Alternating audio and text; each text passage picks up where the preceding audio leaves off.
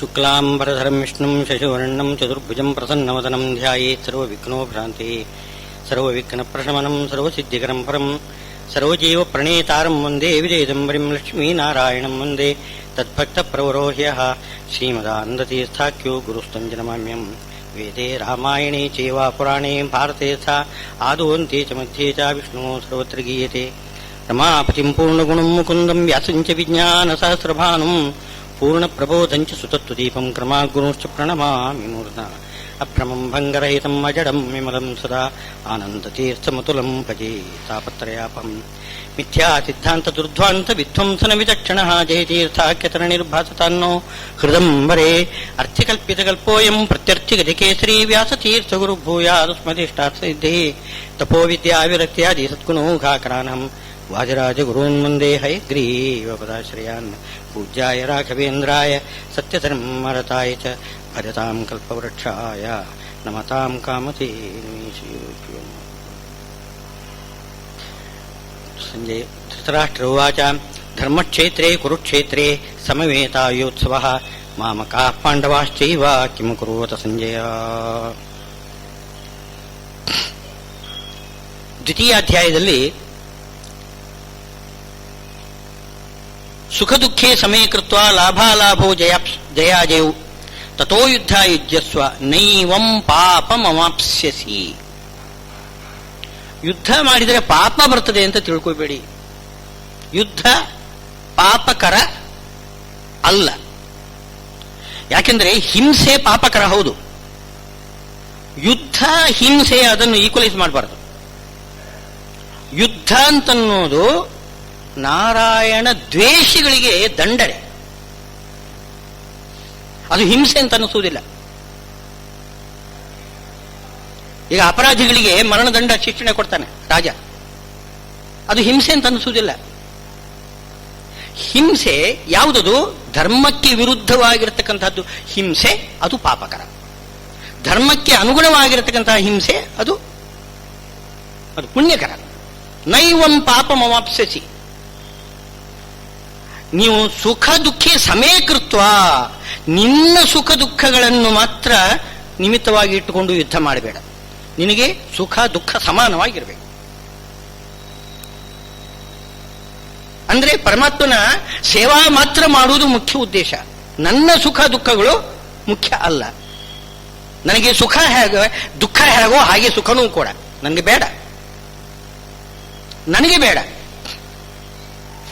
ನನಗೆ ಏನ್ ಬೇಕಾಗಿದೆ? ಪರಮಾತ್ಮನ ಅನುಗ್ರಹ ಬೇಕು. ಪರಮಾತ್ಮನ ಅನುಗ್ರಹ ಬೇಕು. ನನಗೆ ನನ್ನ ಸುಖವನ್ನು ನಾನು ಅನುಭವಿಸಬಾರದು, ನಾನು ಬಯಸಬಾರದು. ಯಾಕೆ ಬಯಸಬಾರದು ಅಂದ್ರೆ ಅದೇ ಹಿಂದೆ ಹೇಳಿದ್ದಾರೆ. ಏನು ಅಂತಂದ್ರೆ ಭಗವಂತ ಬಿಂಬ, ನಾವು ಪ್ರತಿಬಿಂಬ. ಪ್ರತಿಬಿಂಬವನ್ನು ಆರಾಧನೆ ಮಾಡಲಿಕ್ಕೆ ನಾವು ಹೋಗಬಾರದು. ಈಗ ಫೋಟೋ ಬರಬೇಕಾದ್ರೆ, ಚೆನ್ನಾಗಿ ಫೋಟೋ ಬರಬೇಕಾದ್ರೆ ಏನ್ ಮಾಡಬೇಕು? ನಮ್ಮ ಮುಖವನ್ನು ಅಲ್ಲಿ ಮೇಕಪ್ ಮಾಡಬೇಕು. ಮುಖಕ್ಕೆ ಮೇಕಪ್ ಮಾಡಿಬಿಟ್ರೆ ಫೋಟೋ ಚೆನ್ನಾಗಿ ಬರ್ತದೆ. ಹಾಗೆ ಭಗವಂತ ಮುಖ, ನಾವು ಪ್ರತಿಬಿಂಬರು. ಬಿಂಬ ಪ್ರತಿಬಿಂಬ. ಭಗವಂತನನ್ನು ಆರಾಧನೆ ಮಾಡಬೇಕು. ಅವನಿಗೆ ಸಂತೋಷವಾಗುವ ಹಾಗೆ ನಾವು ಮಾಡಬೇಕು. ಶ್ರೀಮದ್ ಆಚಾರ್ಯರು ಸುಮಧ್ವದಲ್ಲಿ ಹೇಳ್ತಿದ್ದಾರೆ, ಪರಮಥ ಪರಮಾನ್ನಂ ಪ್ರಾಪ್ತಮೇವ ಅಪ್ರಯಾಸಂ ಪ್ರಭುರಿಹ ಬುಭುಜೇಸು ವೇದವಾದ ಪ್ರವೀಣ ಅಜಿತ ಪರಮಭಕ್ತ ಸಂತತಂ ಮನ್ಯಮಾನ ಸಕಲ ಜಗದಧೀಶ ಪ್ರಿಯತಾಂ ಶೌರಿರಿತ್ತಂ. ನಾನು ಊಟ ಮಾಡ್ತಾ ಇರೋದು ನನಗೆ ಸಂತೋಷಕ್ಕೋಸ್ಕರ ಅಲ್ಲ. ಸಕಲ ಜಗದಧೀಶ ಶೌರಿ ಇದನ್ನಲ್ಲ, ಶೌರಿ ಪರಮಾತ್ಮ, ಸಕಲ ಜಗದಧೀಶ ಜಗನ್ನಾಥ ನನ್ನ ಹೊಟ್ಟೆ ಒಳಗಡೆ ಇದ್ದಾನೆ. ವೈಶ್ವಾನರ ನಾಮಕ ಪರಮಾತ್ಮನಾಗಿ ನನ್ನ ಹೊಟ್ಟೆ ಒಳಗಡೆ ಇದ್ದಾನೆ. ಅವನು ಸಂತೋಷ ಪಡಲಿ. ಇಂದ್ರನೂ ಊಟ ಮಾಡ್ತಿದ್ದಾರಂತ. ನಮ್ಮ ಸುಖ ಅಲ್ಲ, ನಮ್ಮ ತೃಪ್ತಿ ಅಲ್ಲ ಭೋಜನಕ್ಕೆ ಕಾರಣ.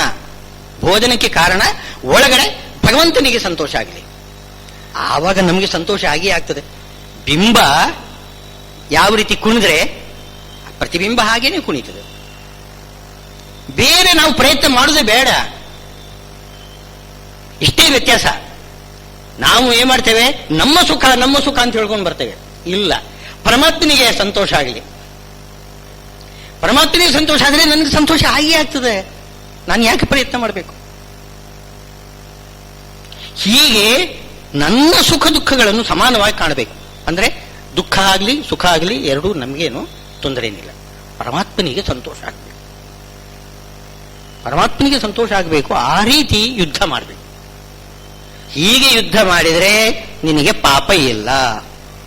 ನೀನು ನಿನ್ನ ಸುಖಕ್ಕಾಗಿ ನೀನು ಯುದ್ಧ ಮಾಡಿದರೆ ಆವಾಗ ಅದು ಪಾಪಕ್ಕೆ ಕಾರಣ ಆಗ್ತದೆ. ಇಷ್ಟು ಹೇಳಿ, ಏಷಾತೆ ಅಭಿಹಿತ ಸಾಂಖ್ಯೆ ಬುದ್ಧಿರ್ಯೋಗೆ ತು ಇಮಾಂ ಶೃಣು. ಸಾಂಖ್ಯ ಯೋಗ ಎರಡು ಹೇಳ್ತಿದ್ದಾರೆ.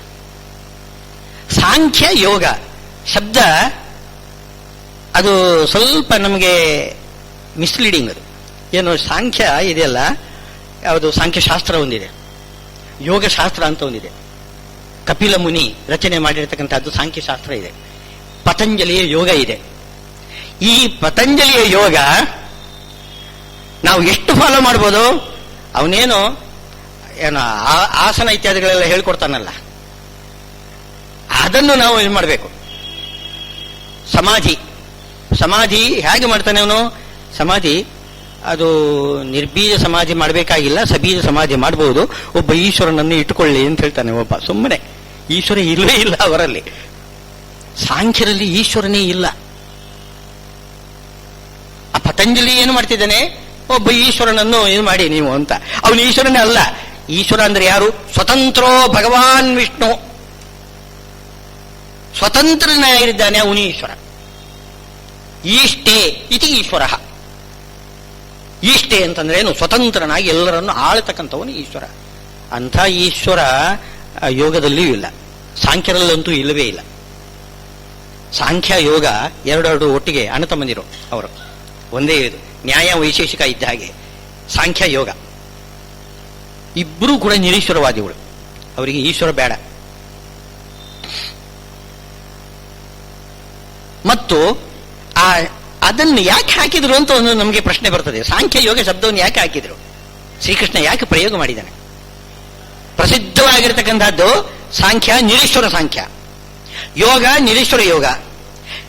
ಈಗ ಸಾಂಖ್ಯದ ಬಗ್ಗೆ ಹೇಳಿ ಆಯಿತು ನಾನು ನಿನಗೆ, ಇನ್ನು ಯೋಗದ ಬಗ್ಗೆ ಹೇಳ್ತೇನೆ ಅಂತ ಶ್ರೀಕೃಷ್ಣ ಹೇಳ್ತಿದ್ದಾನೆ. ನಿಮ್ಗೆ ಯಾವ ಸಾಂಖ್ಯ ಯೋಗ ಯಾಕೆ ಬೇಕು, ಯಾತಕ್ಕೋಸ್ಕರ ಹೇಳ್ತಿದ್ದಾನೆ ಅಂತ ಪ್ರಶ್ನೆ ಬರ್ತದಲ್ಲ. ಅದಕ್ಕೆ ಕಾರಣ ಏನು? ಸಾಂಖ್ಯ ಯೋಗ, ಪ್ರಸಿದ್ಧರಾದ ಸಾಂಖ್ಯ ಯೋಗರೇ ಇದಲ್ಲ, ಅದು ಸರಿಯಲ್ಲ. ಅವರು ನಿರೀಶ್ವರರು, ಈಶ್ವರನ್ನು ಉಪಾಸನೆ ಮಾಡುವುದೇ ಇಲ್ಲ. ಮೋಕ್ಷಕ್ಕೆ ಸಾಧನ ಏನು ಅಂತಂದ್ರೆ ಅವರು ವೈರಾಗ್ಯ ಅಂತ ಹೇಳುವುದಿಲ್ಲ. ಮೋಕ್ಷಕ್ಕೆ ಸಾಧನ ವೈರಾಗ್ಯ. ನಾವು ಜ್ಞಾನ, ಭಕ್ತಿ, ವೈರಾಗ್ಯ ಇದು ಮೋಕ್ಷಕ್ಕೆ ಸಾಧನ ಅಂತ ನಾವು ಹೇಳಿದ್ರೆ, ಈ ಸಾಂಖ್ಯರು ಯೋಗರು ಜ್ಞಾನ, ಭಕ್ತಿ, ವೈರಾಗ್ಯಗಳಿಗೆ ಬೆಲೆನೇ ಇಲ್ಲ ಅವರಿಗೆ. ಅವ್ರು ಏನ್ ಮಾಡ್ತಾರೆ ಅಂತಂದ್ರೆ ಇಂದ್ರಿಯಗಳಿಗೆ ಬೇಕಾದಷ್ಟು ಸುಖ ಕೊಡ್ರಿ ಅಂತ ಹೇಳ್ತಾರೆ.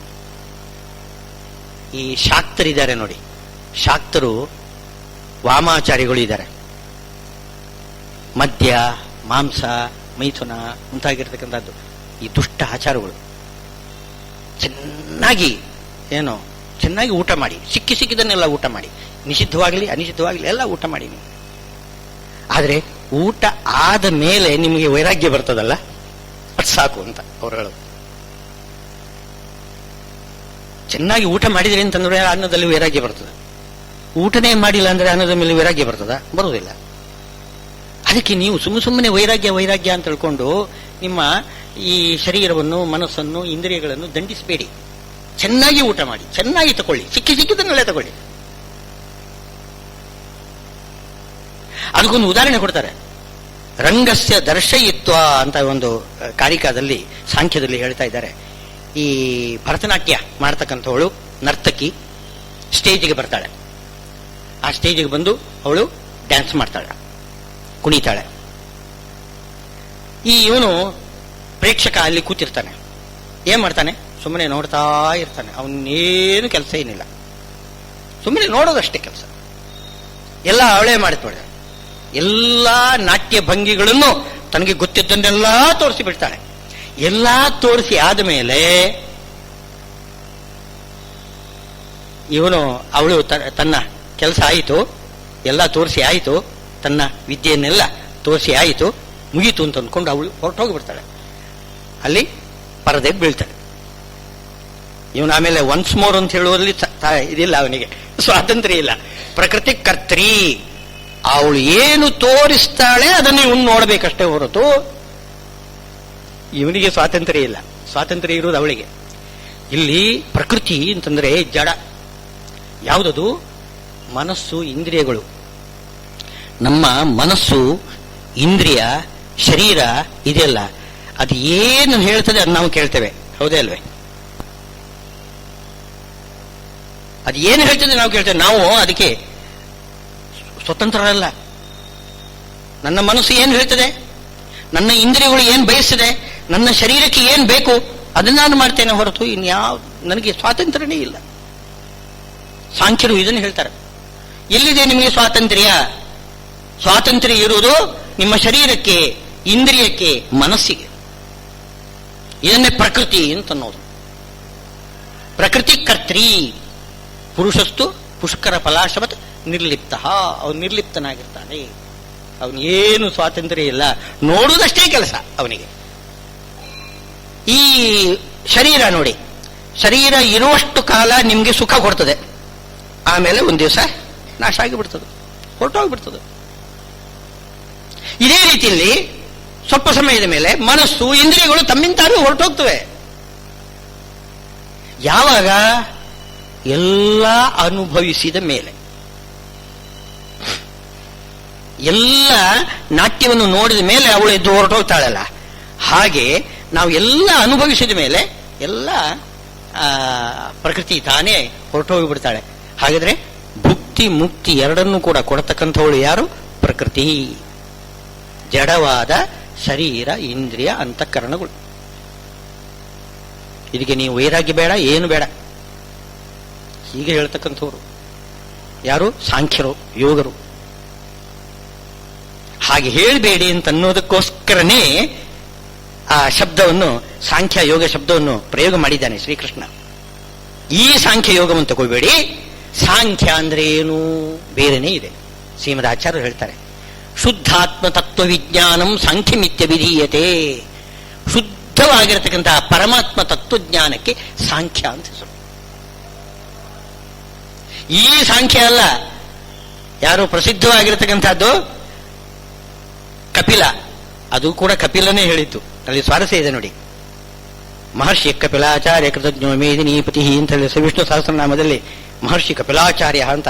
ಕಪಿಲಾಚಾರ್ಯ ಅಂದ್ರೆ ಏನು ಒಳ್ಳೆಯ ಇದು ಕೊಟ್ಟಿದ್ದಾರೆ, ಸ್ಥಾನ ಕೊಟ್ಟಿದ್ದಾರೆ. ಮಹರ್ಷಿ ಕಪಿಲಾಚಾರ್ಯ ಹೆಸರು ನೋಡಿ.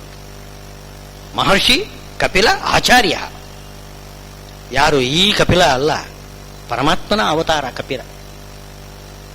ದೇವಹೂತಿಯಲ್ಲಿ ಹುಟ್ಟಿದನಲ್ಲ, ಅವತಾರ ಮಾಡಿದನಲ್ಲ, ಕರ್ದಮ ಪ್ರಜಾಪತಿಗಳ ಪುತ್ರನಾಗಿ ಅವತಾರ ಮಾಡಿದ ಕಪಿಲ ಇದನಲ್ಲ, ಅವನು ಮಹರ್ಷಿ ಕಪಿಲಾಚಾರ್ಯ. ವೈದಿಕ ಸಾಂಖ್ಯ ಅವನು ಹೇಳಿದ್ದು. ಇದು ನಾಸ್ತಿಕ. ಈ ಕಪಿಲ ನಾಸ್ತಿಕ. ಈಶ್ವರ ಇಲ್ಲ. ಪ್ರಕೃತಿ ಕರ್ತ್ರಿ. ಪುಷ್ಕರ ಫಲಾಶವತ್ ಪುರುಷ ನಿರ್ಲಿಪ್ತ. ನೋಡ್ತಿರ್ತಾನೆ ಅಷ್ಟೇ, ನಿರ್ಲಿಪ್ತನಾಗಿರ್ತಾನೆ, ಎಲ್ಲ ಅವಳೇ ಮಾಡಿಬಿಡ್ತಾಳೆ ಎಲ್ಲ ಹೇಳೋದು ಈ ಕಪಿಲ. ಅವನು ವರ ಪಡೆದಿದ್ದಾನಂತೆ.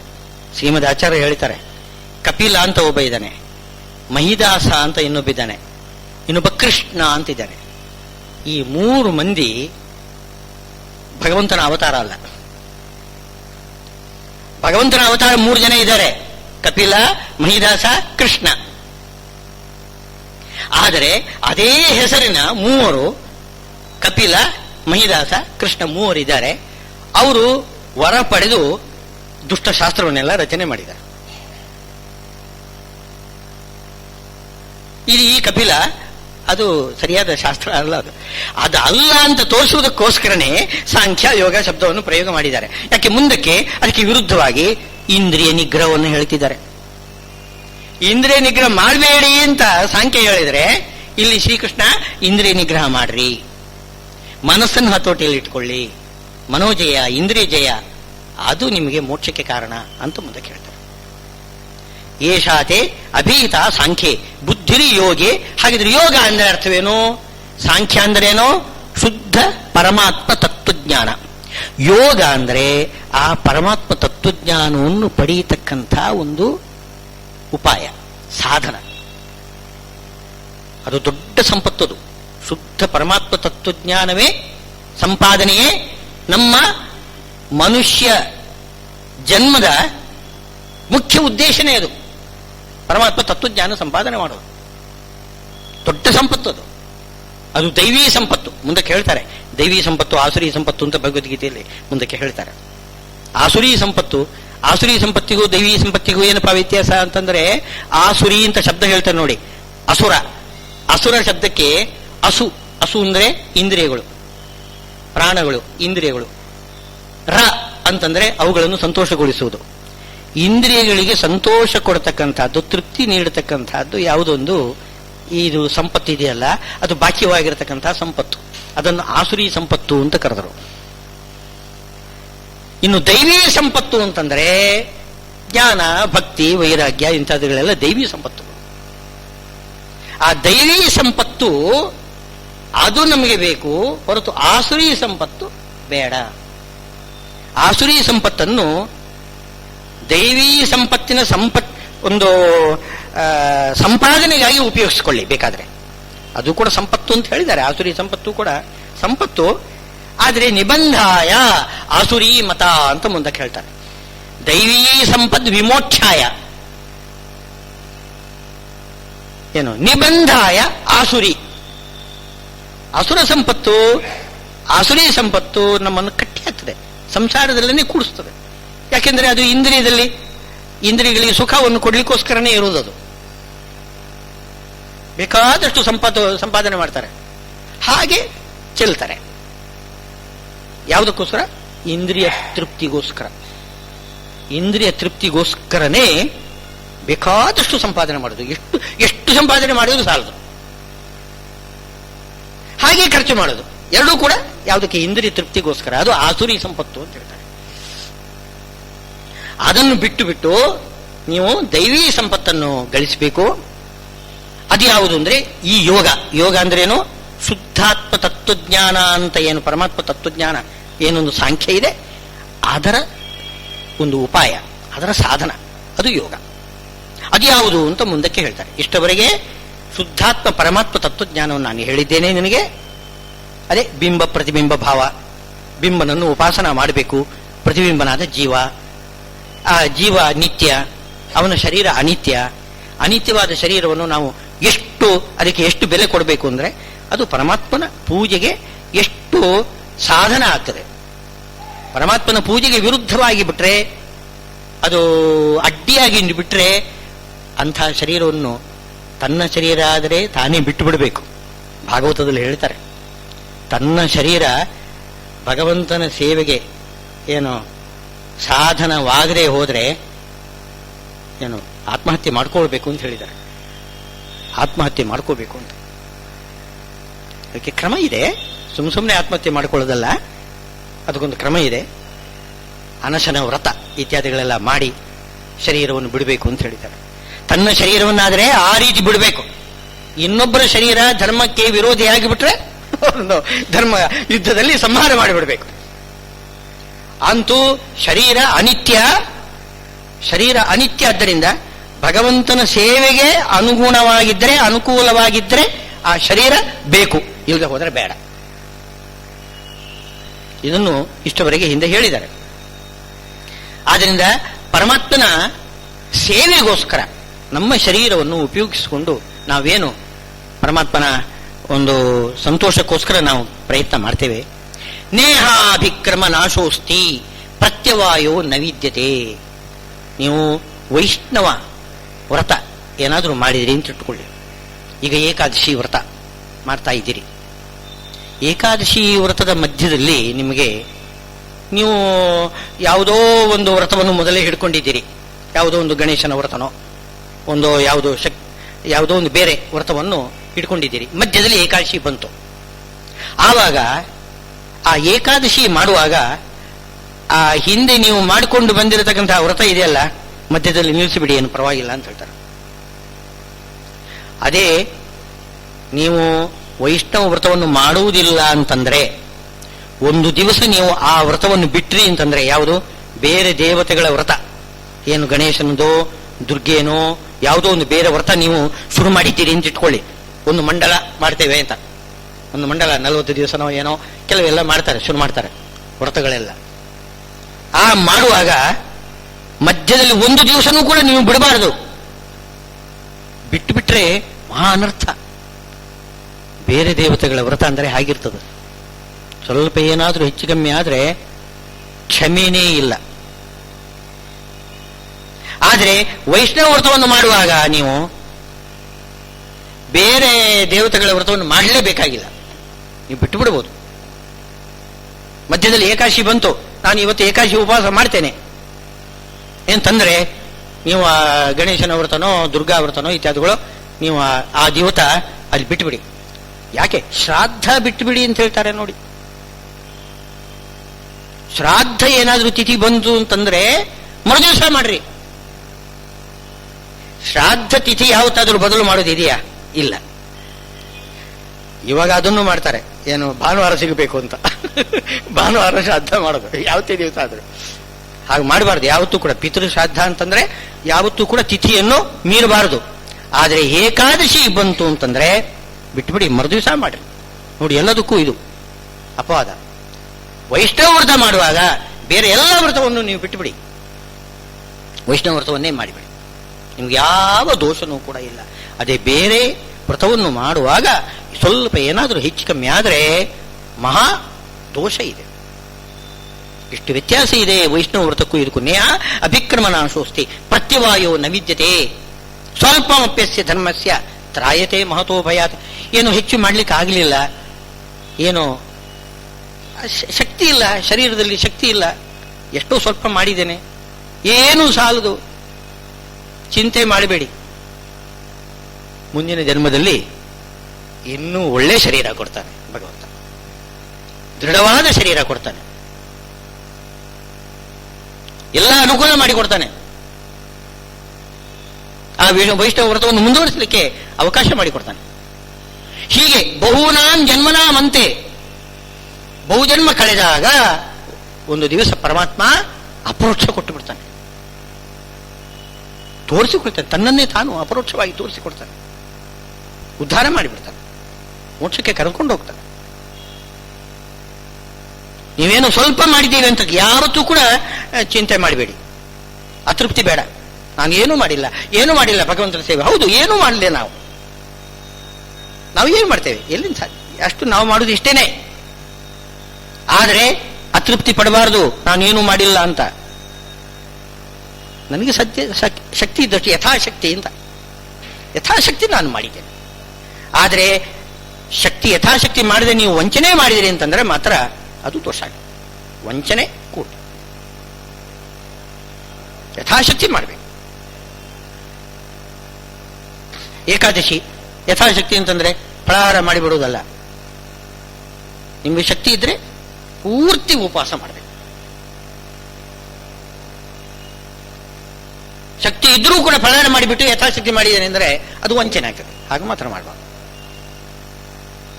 ನೇಹಾಭಿಕ್ರಮ ನಾಶೋಸ್ತಿ. ಈಗ ಒಂದು ಪ್ರಶ್ನೆ ಬರ್ತದೆ. ಈ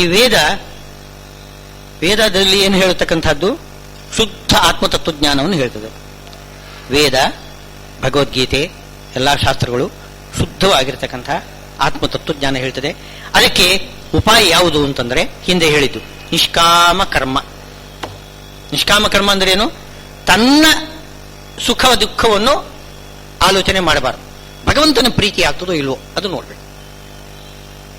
ಭಗವಂತನಿಗೆ ಸಂತೋಷ ಆಗ್ತದೋ ಇಲ್ವೋ ಆ ರೀತಿ ಮಾಡುವುದೇ ಭಗವಂತನ ಸೇವಾ. ಅದರಿಂದ ಏನಾಗ್ತದೆ?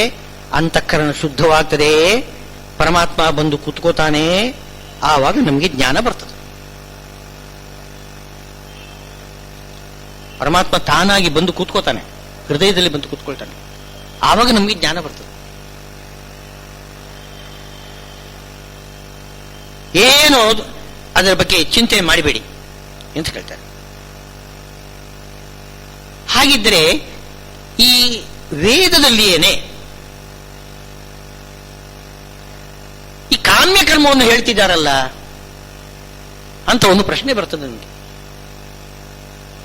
ನೀವೇನು ಹೇಳ್ತಾ ಇರೋದು? ನಿಷ್ಕಾಮ ಕರ್ಮ ಮಾಡಬೇಕು, ಭಗವಂತನ ಆರಾಧನಾ ಮಾಡಬೇಕು, ತನ್ನ ಸುಖವನ್ನು ತಾನು ಆಲೋಚನೆ ಮಾಡಬಾರದು. ಸಕಲ ಜಗದಧೀಶ ಪ್ರಿಯತಾಂ ಶೌರ್ಯರಿಥಂ. ನಾನು ಊಟ ಮಾಡಿದರೂ ಕೂಡ ಅದು ಒಳಗಡೆ ಭಗವಂತನಿಗೆ ಸಂತೋಷ ಆಗಬೇಕು. ಸ್ನಾನ ಮಾಡಿದರೆ, ಇಲ್ಲಿ ಶಿರಸ್ಸಿನಲ್ಲಿ ವಾಸುದೇವ ಇದ್ದಾನೆ, ಅತಿನೀಲ ಘನಶ್ಯಾಮಂ ನಲಿನಾಯತ ಲೋಚನಂ ಸ್ಮರಾಮಿ ಪುಂಡರೀಕಾಕ್ಷಂ ತೇನ ಸ್ನಾತೋ ಭವಾಮ್ಯಹಂ. ಆ ವಾಸುದೇವ ಪುಂಡರೀಕಾಕ್ಷ ತಲೆಯಲ್ಲಿದ್ದಾನೆ. ನಾನು ಹಾಕತಕ್ಕಂತಹ ನೀರು ಅವನಿಗೆ ಅಭಿಷೇಕ, ಅವನ ಪಾದೋದಕ ನನ್ನ ಶರೀರವನ್ನೆಲ್ಲ ತೋಯಿಸಿ ಬಿಡುತ್ತದೆ, ನಾನು ಶುದ್ಧನಾಗ್ತೇನೆ. ಈ ರೀತಿ ಸ್ನಾನ ಮಾಡಬೇಕು. ಈಗ ಸ್ನಾನ ಆಗಲಿ, ಭೋಜನ ಆಗಲಿ, ಎಲ್ಲದೂ ಕೂಡ ಭಗವಂತನ ಸೇವಾ. ಹೀಗೆ ಮಾಡಬೇಕು ಅಂತ ಹೇಳ್ತಾ ಇದೆ ಶಾಸ್ತ್ರ. ಅದೇ ಶಾಸ್ತ್ರ, ವೇದಶಾಸ್ತ್ರ ಕಾಮ್ಯ ಕರ್ಮವನ್ನು ಹೇಳ್ತಾ ಇದೆ. ಯಾವುದದು ಕಾಮ್ಯ ಕರ್ಮ? ಜ್ಯೋತಿಷ್ಠೋಮೇನ ಸ್ವರ್ಗ ಕಾಮೋ ಯಜೇತ ದಧ್ನ ಇಂದ್ರಿಯ ಕಾಮ ಜುಹುಯಾತ್. ಒಳ್ಳೆ ಇಂದ್ರಿಯದಲ್ಲಿ ಶಕ್ತಿ ಬರಬೇಕು ಅಂತಂದ್ರೆ ದಧಿಯಾಗ ಮಾಡಬೇಕು. ಕಾರೀರಿಯ ವೃಷ್ಟಿಕಾಮೋ ಯಜೇತ. ಮಳೆ ಬರಬೇಕಾ? ಕಾರೀರಿ ಅಂತ ಒಂದು ಯಾಗ ಇದೆ, ಅದು ಮಾಡ್ರಿ, ಮಳೆ ಬರ್ತದೆ. ಹೀಗೆ ಪ್ರತಿಯೊಂದು ಕೂಡ. ಇನ್ನು ಯಾರನ್ನ ಕೊಲ್ಲಬೇಕಾ? ಅದಕ್ಕೂ ಕೂಡ ಯಾಗ ಇದೆ. ಮಾಟ ಕೃತ್ರಿಮ ಅಂತ ಇದೆಯಲ್ಲ, ಅದೇ ರೀತಿಯಲ್ಲಿ ವೇದದಲ್ಲಿಯೂ ಕೂಡ ಇಂಥದ್ದು ಕೆಲವೆಲ್ಲ ಯಾಗಗಳನ್ನೆಲ್ಲ ಹೇಳಿದ್ದಾರೆ. ಇದೆಲ್ಲ ಕಾಮ್ಯ ಕರ್ಮವನ್ನು ವೇದವೇ ಹೇಳ್ತಾ ಇದೆಯಲ್ಲ. ಶ್ರೀಕೃಷ್ಣ ಹೇಳ್ತಿದ್ದಾನೆ, ನೀನು ಅರ್ಜುನ ಕೇಳ್ತಿದ್ದಾನೆ, ಶ್ರೀಕೃಷ್ಣ ನೀನು ನಿಷ್ಕಾಮ ಕರ್ಮವನ್ನು ಹೇಳ್ತಾ ಇದೀಯಾ ಅಂತ. ಅದಕ್ಕೆ ಹೇಳ್ತಿದ್ದಾರೆ, ಹಾಗಲ್ಲ, ವ್ಯವಸಾಯಾತ್ಮಿಕ ಬುದ್ಧಿ ಏಕೇಹ ಕುರುನಂದನ. ಇದೆಲ್ಲ ಏನು ನಿಶ್ಚಯಾತ್ಮಕವಾಗಿರ್ತಕ್ಕಂಥ ಜ್ಞಾನ ಅವರಲ್ಲಿ ಯಾರಿಗೂ ಇಲ್ಲ. ನಿಶ್ಚಯವಾಗಿ ಒಂದು ಜ್ಞಾನ ಇರುವುದು ಅಂತಂದ್ರೆ ಪ್ರಾಮಾಣಿಕ ವಿಷಯವನ್ನೇ ಹೇಳ್ತಕ್ಕಂಥದ್ದು, ಖಚಿತವಾಗಿರ್ತಕ್ಕಂಥ ಒಂದು ಜ್ಞಾನ, ಖಚಿತವಾದ್ದು. ವ್ಯವಸಾಯಾತ್ಮಿಕ ಅಂದ್ರೇನು? ಖಚಿತವಾದ್ದು, ನಿಶ್ಚಿತವಾದ್ದು. ಅಂಥ ಒಂದು ಮಾರ್ಗವನ್ನು ಅದು ಇರುವುದಾಗಿದ್ರೆ ಅದು ಈ ತತ್ವಜ್ಞಾನವೇ ವೇದದಲ್ಲಿ ಇರೋದು. ಉಳಿದವರೆಲ್ಲ ಏನು ಮಾಡ್ತಾರೆ? ತಮಗೆ ತೋಚಿದ್ದನ್ನೆಲ್ಲ ಕಲ್ಪನೆ ಮಾಡ್ಕೊಳ್ತಾರೆ. ತಮಗೆ ಈ ವೇದ ಓದುವಾಗ ಏನೇನೋ ಅವರವರಿಗೆ ಬೇಕಾದ ಅರ್ಥ ಆಗುತ್ತೆ, ಅವರವರಿಗೆ ಬೇಕಾಗಿತ್ತು. ಈಗ ಉದಾಹರಣೆಗೆ, ಈಗ ಗಂಟೆ ಹೊಡಿತದೆ, ಏನೋ 6 ಗಂಟೆ ಹೊಡಿತದೆ. ಆ ಶಬ್ದ ಕಿವಿಗೆ ಬಿದ್ದಾಗ ಒಬ್ಬೊಬ್ರು ಒಂದೊಂದು ಪ್ರವೃತ್ತಿ ಶುರು ಮಾಡ್ತಾರೆ. ಒಳ್ಳೆಯ ಸಂಧ್ಯಾವಂದನೆ ಕರ್ಮನಿಷ್ಠೆ ಉಳ್ಳವರು ಸಂಧ್ಯಾವಂದನೆಗೆ ಹೋಗ್ತಾರೆ. ಇನ್ನು ಕೆಲವರು ಲೌಕಿಕರು ಏನ್ ಮಾಡ್ತಾರೆ? ವಾಕಿಂಗ್ಗೆ ಅಂತ ಹೊರಡ್ತಾರೆ. ಇನ್ನು ಕೆಲವರು ಇದು ಯಾವುದೋ ಒಂದು ಟಿವಿ ಚಾನೆಲ್ ಬರ್ತಾ ಇದೆ ಅಂತ ಅದನ್ನು ಆನ್ ಮಾಡಿಕೊಂಡು ಕೂತಿರ್ತಾರೆ. ಗಂಟೆ ಹೊಡೆಯುವುದು ಒಂದೇ ಧ್ವನಿ, ಅದು ಬೇರೆ ಬೇರೆ ಅರ್ಥ ಕೊಡ್ತದೆ ಅವರಿಗೆ. ಅವರವರಿಗೆ ಬೇಕಾದ ಅರ್ಥ ಅದು ಕೊಡ್ತದೆ. ಆ ಗಂಟೆ ಹೇಳ್ತದೆ, ನೋಡು ನೀನು ಸಂಧ್ಯಾವಂದನೆಗೆ ಹೊರಡು ಅಂತ ಒಬ್ಬನಿಗೆ ಹೇಳ್ತದೆ, ಇನ್ನೊಬ್ಬನಿಗೆ ನೀನು ವಾಕಿಂಗ್ ಹೊರಡು ಅಂತ. ಅವನು ನಾಯಿ ಹೇಳ್ಕೊಂಡು ಹೋಗ್ತಾನೆ ವಾಕಿಂಗ್ಗೆ.